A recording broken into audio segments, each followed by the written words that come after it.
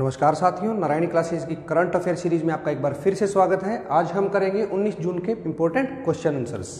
ठीक है, उससे पहले मैं आपको बता देता हूं एक बार, आज कोई ज़्यादा हिस्टोरिकल इंपॉर्टेंस तो थी नहीं इस दिन की।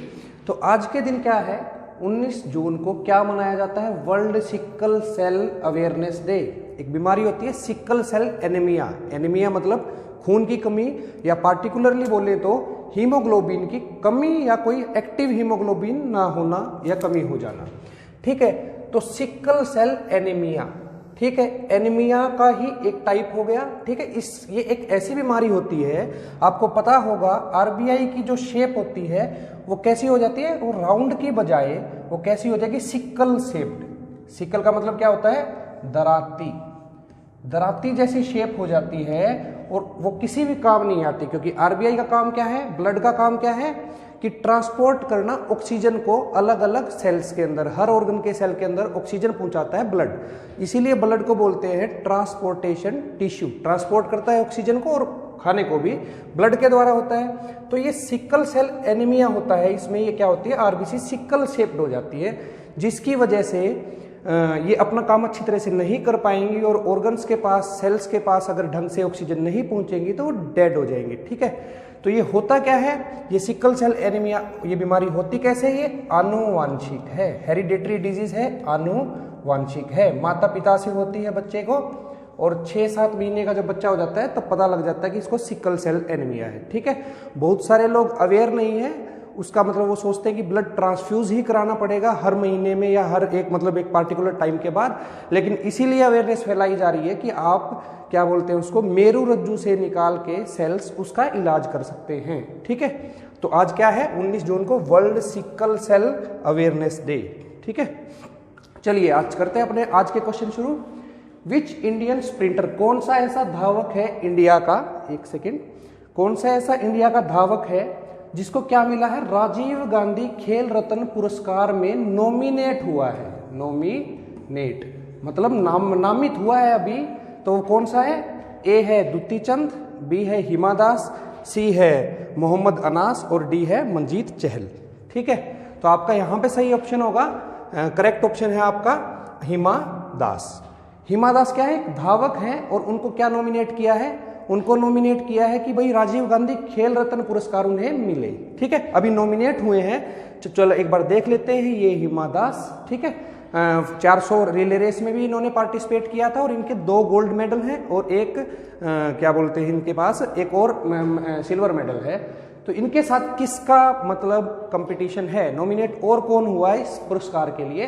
पहला तो है नीरज चोपड़ा, क्या है, जेवलिन थ्रो करते हैं। हरियाणा के क्वेश्चंस के लिए और भी ज्यादा इंपॉर्टेंट हो जाते हैं। ठीक है, नीरज चोपड़ा किस खेल से संबंधित है? Javelin throw.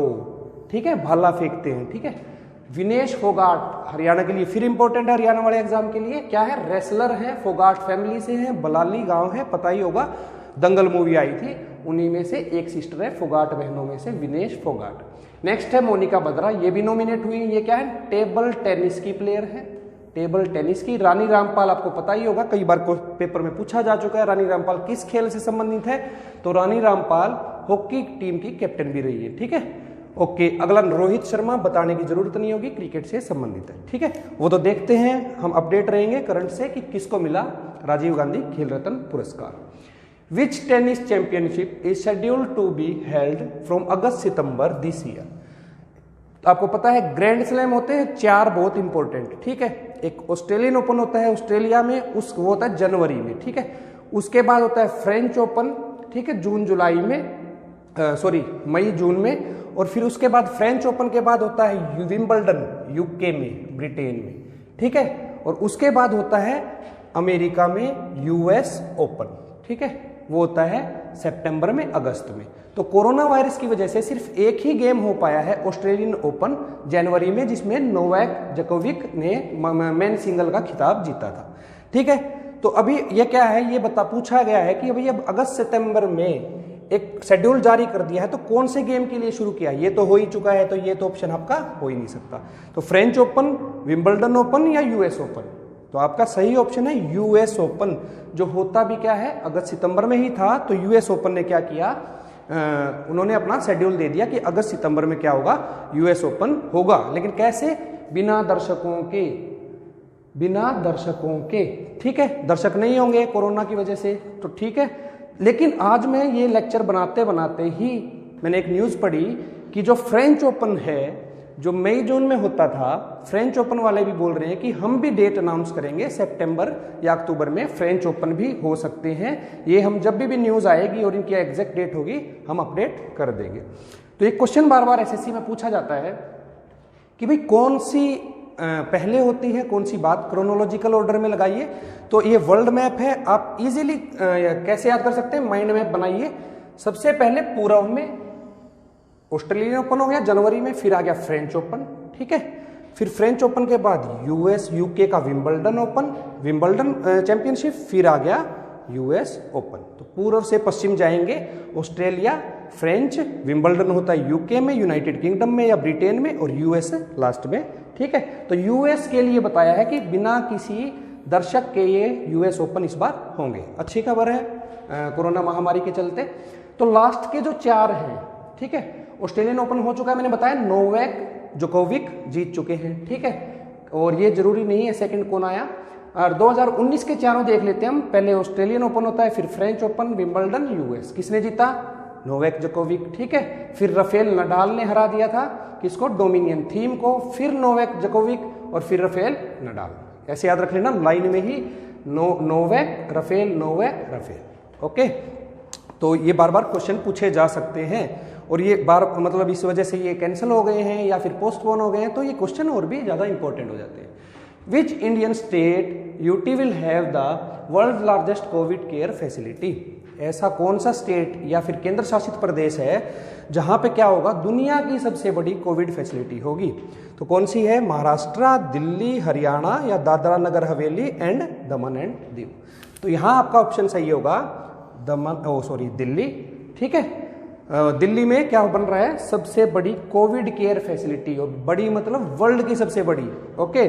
और मैंने ये ऑप्शन क्यों दिया है दादरा नगर एंड दमन दीव, जो दिया है दमन और दीव और दादरा नगर हवेली, ये इसलिए दिया है, कुछ बच्चे अभी भी सोच रहे हैं कि हमारे 28 स्टेट और 9 यूटी हैं।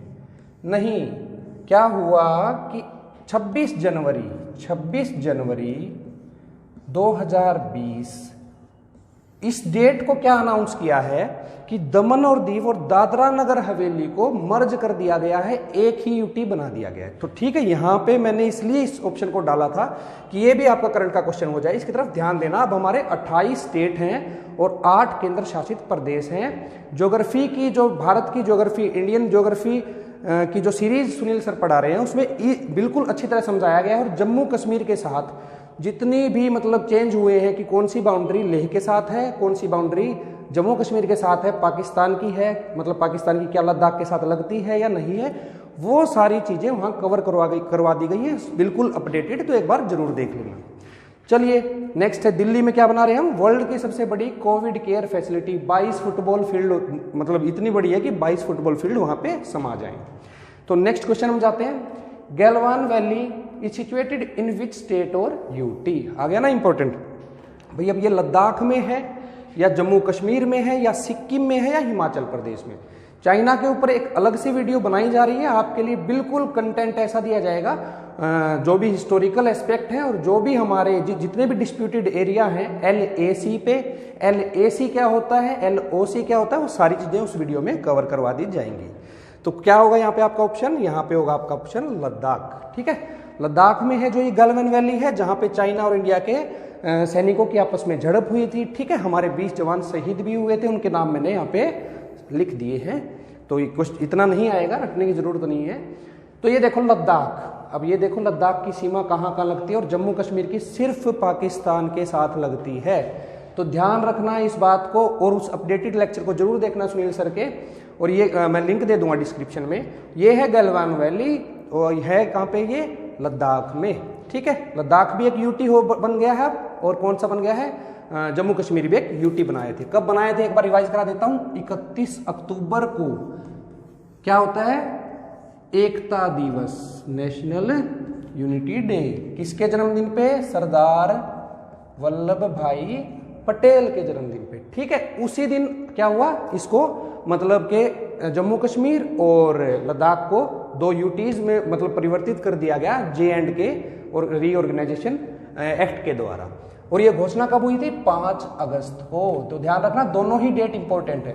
ओके, तो अब हमारे क्या हो गए थे, 28 स्टेट हैं और 8 यूटी हैं, दादरा नगर हवेली और दमन दीव के मर्जर के बाद 26 जनवरी 2020 के बाद, ठीक है। चले आगे। आगे है हाल ही में पेन्ना रिवर, इसको पेन्ना रिवर भी बोलते हैं, पेन्नाहर रिवर भी बोलते हैं। उसके तट पे क्या हुआ, खनन कर रहे थे, खनन होता माइनिंग करते हुए एक मंदिर निकला, ठीक है। मंदिर दिखा उनको और वो मंदिर आ गया, क्या नाम है, नागेश्वर टेम्पल। और जो ये मंदिर है ये उभर के आया, तो ये कौन सी नदी है, पेन्नार रिवर। तो ये पूछा गया है कि कौन से स्टेट से ही रिलेटेड है, कहाँ से होके ये गुजरती है, ठीक है। पहला है कर्नाटक और आंध्र प्रदेश, दूसरा है केरला एंड कर्नाटका, तीसरा है महाराष्ट्र एंड गोवा, चौथा है आंध्र प्रदेश एंड तमिलनाडु।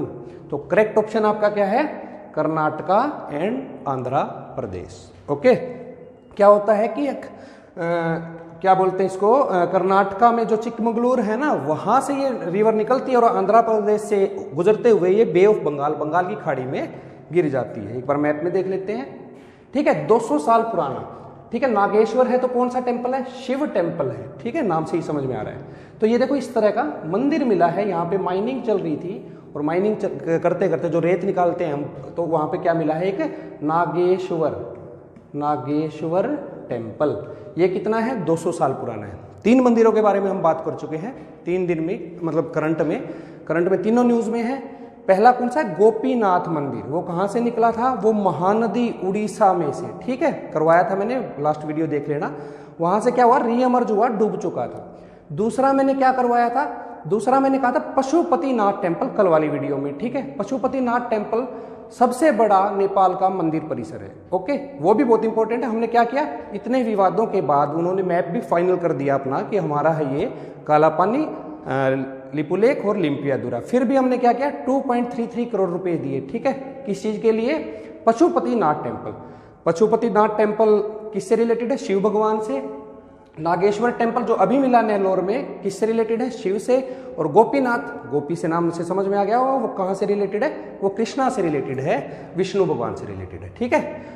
क्या हुआ, मैंने बताया था कर्नाटक स्टेट में क्या होता है, एक नंदी हिल्स है, और कहाँ पे, चिकबल्लापुर डिस्ट्रिक्ट में, ठीक है। प्रोनाउंसिएशन को थोड़ा सा माइंड मत कीजिएगा। तो चलिए next question, which Indian state has made the tallest lord Hanuman statue. Hanuman ji का सबसे बड़ा स्टैचू कहाँ पे, अमेरिका का सबसे बड़ा। तो किस स्टेट ने बनाया है, हमने दिया है ना, किस स्टेट ने दिया है, तो आपके ऑप्शन है तेलंगाना, आंध्र प्रदेश, तमिलनाडु और केरला। कमेंट बॉक्स में एक बार कमेंट करना कि तेलंगाना आंध्र प्रदेश से अलग होके कब नया राज्य बना, ठीक है। और 2014 में था, इतना बता दिया, डेट के साथ लिखना। तो यहाँ पे ऑप्शन आपके हैं, बताइए क्या है, तो आपका सही ऑप्शन है तेलंगाना। तेलंगाना में एक जगह है वारंगल डिस्ट्रिक्ट, वहां के कारीगरों ने बनाया है, ठीक है। क्या बनाया है, एक लॉर्ड हनुमान की ब्लैक कलर की बहुत ही बड़ी मूर्ति बनाई है, जो मतलब क्या बोलते हैं इसको, अमेरिका की सबसे ऊंची होगी, और ये भारत की दूसरे नंबर की थी, ठीक है, हाइट में, ठीक है। ये है वो स्टैचू, 30,000 किलोग्राम का है और 25 फीट टॉल है, ठीक है। कहाँ जाएगा, होकेजन एक जगह है, होकेजन, और वो कहाँ है, डेलावेयर स्टेट में। कहाँ है डेलावेयर स्टेट, यूएसए में। तो यूएसए में सबसे बड़ी मूर्ति और हनुमान जी की तो इंपॉर्टेंट हो जाती है, ठीक है। चलिए next, who wrote the book named Klara and the sun. एक बुक आई है कलारा एंड द सन, बहुत ज्यादा न्यूज में चल रही है, ये थोड़े दिन बाद रिलीज भी हो जाएगी। तो ये किसने लिखी है, ऑप्शन आपके पास हैं, Kazuo Ishiguro, Olga टोकाकजुक, Peter Handke और नन ऑफ द दीज। बताइए कौन सा सही ऑप्शन आपका, यहाँ पे आपका सही ऑप्शन है काजुओ इशिगुरो, ठीक है। कहाँ के हैं, नाम से ही समझ में आ रहा होगा, जापान के। कहाँ जन्म हुआ था इनका, नागासाकी, ठीक है। तीनों ही नोबेल प्राइज विजेता हैं जो मैंने लिखे, ठीक है, एक ही जगह लिख दिए। ये कब मिला था इनको, 2017 का नोबेल मिला था इनको, किनको, किनको? काजुओ इशिगुरो को। काजुओ इशिगुरो ने अभी क्या किया, उन्होंने एक बुक लिखी है क्लारा एंड द सन, एक इमेजिनरी मैन की कहानी है। जब आएगी बुक तब देखते हैं पढ़ के क्या होगा इसमें। तो काजुआ इशिगुरो 2017 का, 2018 का लिटरेचर में, साहित्य में नोबेल मिला है इनको, नोबेल प्राइज, ठीक है। और ये 2019 का, 20 का भी दिसंबर के करंट में हम देखेंगे, ठीक है। तो 2017 का क्या मिला इनको? नोबेल प्राइज साहित्य का, लिटरेचर का नोबेल प्राइज मिला था सॉरी। और ये जो काजुओ इशिगुरो हैं, इन्होंने अपने नोबेल प्राइज जीतने के बाद पहली बुक ये लिखी है, इसलिए और भी ज़्यादा इंपॉर्टेंट हो जाती है, ठीक है। ये है अपने काजुओ इशिगुरो और ये है बुक का नाम क्लारा एंड द सन, ये कवर पेज, ठीक है, अमेज़न पे इसी नाम से। Which of the following countries lost the election to the non permanent member of the UN, ठीक है। आपको पता होगा यूएन के 6 अंग हैं, सबका हेडक्वार्टर न्यूयॉर्क में है, एक को छोड़ के, वो एक है आईसीजे, मैंने पिछली वीडियो में कराया था, इंटरनेशनल कोर्ट ऑफ जस्टिस। और वो कहाँ पे है उसका? हेग में है, नीदरलैंड में, हेग में। बाकी सबका कहाँ होगा?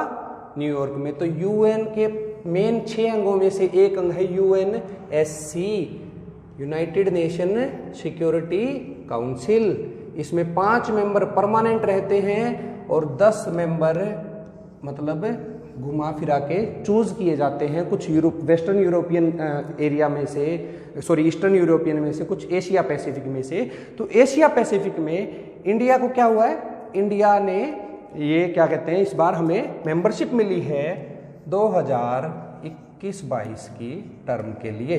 तो 10 नॉन परमानेंट मेंबर कितने साल के लिए रह सकते हैं? 2 साल के लिए, ठीक है। हमारे खिलाफ कोई भी नहीं खड़ा हुआ इस इलेक्शन में और हमने तो जीत ली। तो अब पूछा क्या गया है कि कौन सा चुनाव में हार गया? Ireland, Canada, Mexico. तो सही ऑप्शन आपका कनाडा। मोस्ट इंपोर्टेंट क्वेश्चन है आने वाले एग्जाम्स के लिए। क्या हुआ? 4 स्टेट्स को अभी क्या हुआ है? नॉन परमानेंट मेंबर मिला है, मतलब बनने का मौका मिला है, जिसमें एक तो है इंडिया, दूसरा है आयरलैंड, तीसरा है मैक्सिको और चौथा है नॉर्वे। नॉर्वे की राजधानी क्या है? स्वीडन, ठीक है। चौथा है नॉर्वे और हार कौन गया है? कनाडा हार गया है, ठीक है। चलिए अब आ जाओ थोड़ा यूएनएससी देखते हैं। मैंने बताया 6 मेन अंगों में से एक है, one of the 6 principal organs. तो एक ही ऑर्गन है जिसकी बाहर है, वो आईसीजे है, मैं पढ़ा चुका हूं। इसका हेडक्वार्टर कहाँ होगा? न्यूयॉर्क में, यूएसए में। कब बना था? 24 अक्टूबर 1945 को, ठीक है। 5 परमानेंट मेंबर देख लेते हैं। चाइना, रशिया, यूके, फ्रांस, ठीक है, और यूएसए तो होगा ही होगा। तो अभी किसको नहीं मिला? ये हार गया चुनाव, ठीक है। और ये क्या कहते हैं, और मिला किसको है? मैक्सिको को non permanent member, India non permanent member, Norway non permanent member, और चौथा कौन है अपना? आयरलैंड इधर ही है, यूके के पास, दिखाई नहीं दे रहा। तो इनको क्या मिला है? नॉन परमानेंट मेंबर ये बने हैं 2021-22 के लिए, ठीक है। चलें आगे। चलिए, from which state is the central government going to launch the Garib Kalyan रोजगार अभियान? गरीब कल्याण रोजगार अभियान जो मोदी जी ने जो 20 तारीख को उसका उद्घाटन करने वाले हैं, वो न्यूज में चल रहा है। तो कहां से करेंगे? कौन से स्टेट से? झारखंड, राजस्थान, उत्तर प्रदेश और बिहार। तो यहां आपका सही ऑप्शन है बिहार, ठीक है। एक चीज मैं बतानी भूल गया, जो ये नॉन परमानेंट मेंबर और परमानेंट मेंबर हैं, इसमें 2/3 वोट चाहिए थे। 2/3 वोट जो पास कर जाएगा वो मेंबर बन जाएगा। तो इंडिया ने क्या किया? 184 वोट हासिल किए 192 मेंबर में से, और 192 का 2/3 कितना होता है? कितना हो गया? 2 चौके 8, 2 छक्के 128 चाहिए थे, लेकिन हमें 184 वोट मिले। और हमारे खिलाफ वैसे भी कोई हमारे रीजन से, एशिया पैसिफिक से कोई खड़ा ही नहीं था, ठीक है। तो चलिए देखिए एक बार इसको, झारखंड, बिहार। तो यहाँ पे ऑप्शन क्या है आपका? बिहार, ठीक है। तो होता क्या है? खरगिया जिले के तेलीहार गांव है, तेलीहार है क्या? 50,000 करोड़ रुपए देंगे 125 दिन के लिए। गरीब कल्याण रोजगार अभियान, आपको पता है कोरोना की वजह से लोगों के रोजगार छिन गए हैं। तो वही जैसे मनरेगा में होता था, या नरेगा बोल लो उसको, तो उसमें होता था वही 125 दिन के लिए रोजगार दिया जाएगा, 50,000 करोड़ का डिसएम्बर्समेंट किया जाएगा। तो कौन है? मोदी जी। देखो गरीब कल्याण रोजगार अभियान लेके आए हैं और गरीब के लिए लेके आए हैं। तो ये देखो 20 जून को करेंगे ये, और क्या करेंगे? टेली कॉन्फ्रेंसिंग से ही, जो भी आजकल वो क्या बोलते हैं उसको उद्घाटन हो रहे हो, टेली कॉन्फ्रेंसिंग से ही होगी। तो कहाँ से शुरू है? बिहार से, ठीक है, वीडियो कॉन्फ्रेंसिंग से होगा। तो अब भूलना मत, इसलिए एक बार दिमाग में छाप लिया कीजिए। Which technology company has launched the dedicated search prompt to help the people with sources to tackle the domestic violence? भाई ये सारी कंपनियों के नाम एक बार पढ़ लो, माइक्रोसॉफ्ट, ट्विटर, एप्पल, गूगल। तो ठीक है, टेक्नोलॉजी कंपनीज हैं। तो ये क्या पूछा गया है? वुमेन के साथ जो डोमेस्टिक वायलेंस होती है, ठीक है, उसके लिए एक सीधा प्रॉम्प्ट, मतलब कि डायरेक्ट आप सीधा के सीधा ministry of women and child development उधर रिपोर्ट चली जाएगी। ऐसा एक बटन दे दिया गया है आपके पास। आप खुद मतलब कोई आपके साथ हो रहा हो या आपके आसपास कोई हो रहा हो, तो आप सीधे के सीधे वहां पे क्या कर सकते हैं? रिपोर्ट कर सकते हैं और वहां तक बात पहुंच जाएगी। तो कौन सी कंपनी है? Microsoft, Twitter, Apple, Google. तो कौन सी आपकी सही आंसर है? आपका यहां सही आंसर है ट्विटर। ठीक है, मैंने कल बताया था माइक्रोसॉफ्ट के हेड कौन है? सत्य नाडेला जी। ठीक है, एप्पल के कौन है? Tim cook. और गूगल के कौन है? सुंदर पिचई। तो याद रखना इनको। तो हम क्या करे थे? Jack Dorsey. और जैक डोरसी कौन है? ट्विटर के सीईओ। ट्विटर के सीईओ है ये है जैक डोरसी। और इन्होंने क्या शुरू किया है? सीधा मिनिस्ट्री ऑफ वुमेन के पास चला जाएगा।